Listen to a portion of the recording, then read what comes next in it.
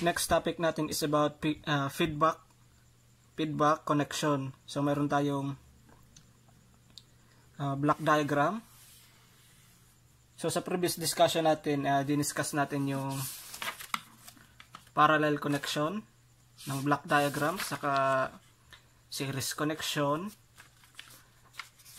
So ngayon, para ma-master niyo yung pagkuha ng transfer function, so dapat ma-master niyo yung series parallel ng block, or kailangan yung recall yung topic mula sa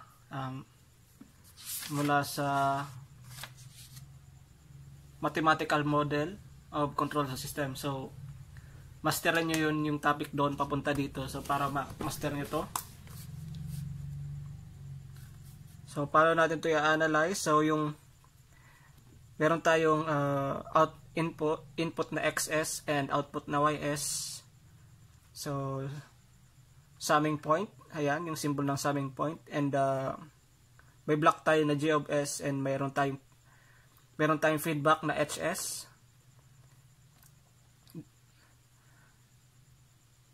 So itong point na to is take off point. So recap lang natin yun. So ngayon, itong signal na to, so output na ys pag pumasok sa block na block na negative feedback, so itong output niya is multiply mo lang, so ys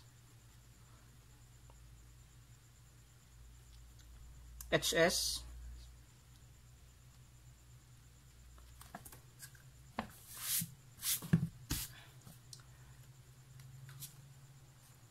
so ngayon nasa summing point siya, so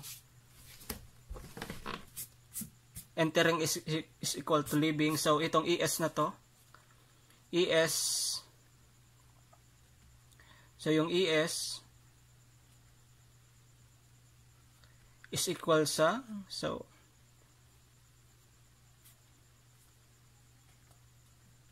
xs minus ys hs. So ngayon, ito na yung es. So ngayon, pag pumasok siya dito sa block, i-multiply din natin siya uli para makuha natin yung ys. So ys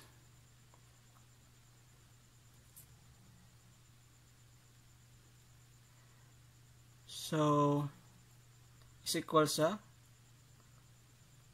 multiply lang natin, so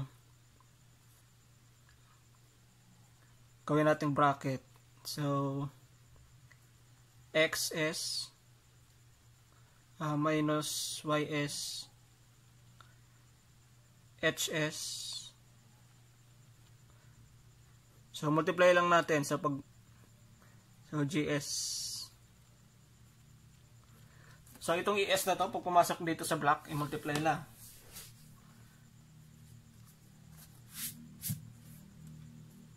So ito yung signal na to, pag pumasok dito sa block, yung output niya is multiply lang. So ito, tig-multiply lang natin. So dito, parang Kirchhoff's current law lang to. Entering is equals to leaving.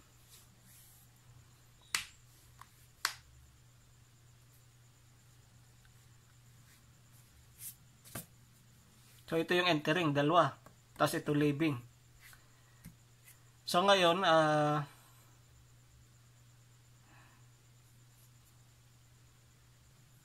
so next, ito, gs, i-multiply natin distributively. So magiging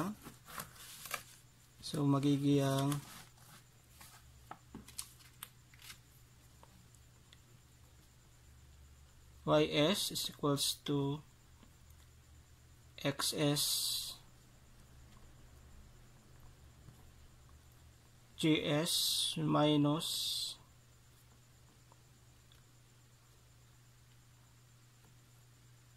ys hs gs. Then ilipat natin ito sa kabila, sa left side, so magiging positive yan. So ys plus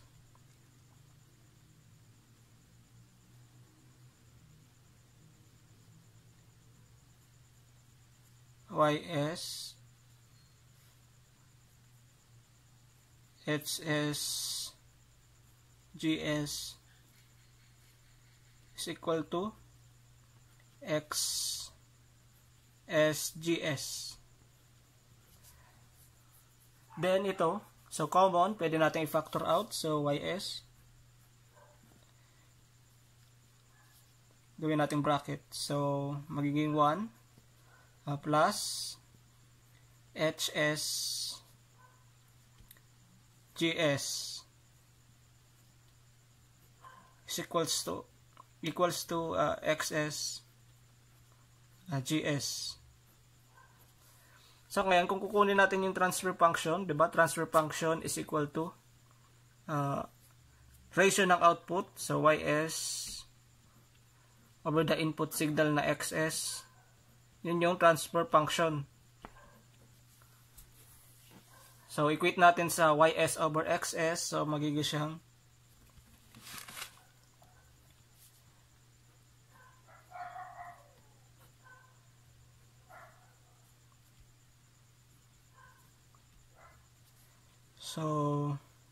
gs, so magiging siyang gs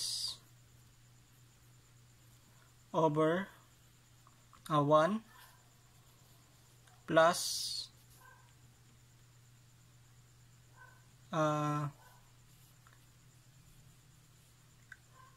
arrange natin alphabetical, so gs hs. So ayan yung transfer function ng block diagram na to. So dapat alam nyo yung series parallel saka yung, so simulan nyo sa topic ng mathematical model of control system papunta dito. So as we discussed in previous chapter, there are two types of feedback, so positive feedback and negative feedback. The following figures show the negative feedback control system. Here are two blocks having a transfer function of gs hs. Form a closed loop. So closed loop control system to. Tapos negative feedback. So negative feedback siya.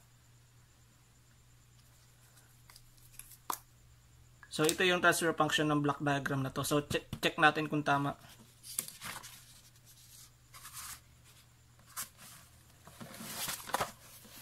So kung mapansin nyo, tama naman yung solution natin. So the output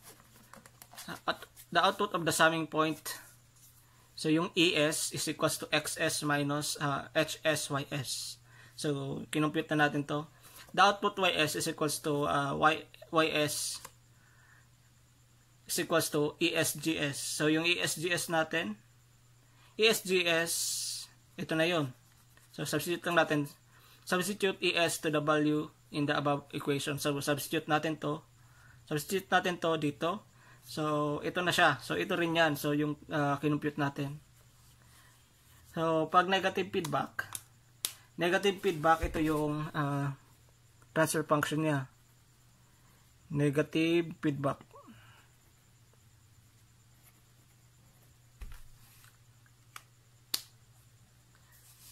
So therefore, the negative feedback closed loop transfer function, this means we can represent the negative feedback connection of two blocks with a single block. So, yung transfer function na to, ito na yung transfer function. So, ito yung dalawang block na parallel. So, pinag-combine natin dito sa isa. So, ito na yung transfer function. So, xs tapos dito sa transfer function na to, yung output niya is ys. So ito na yung equivalent block diagram. So sinimplify natin yung parallel blocks na negative feedback. Similarly, you can represent positive feedback connection of two block with single block. The transfer function of this single block is closed loop transfer function of the positive feedback. So itong transfer function na to sa positive feedback na to.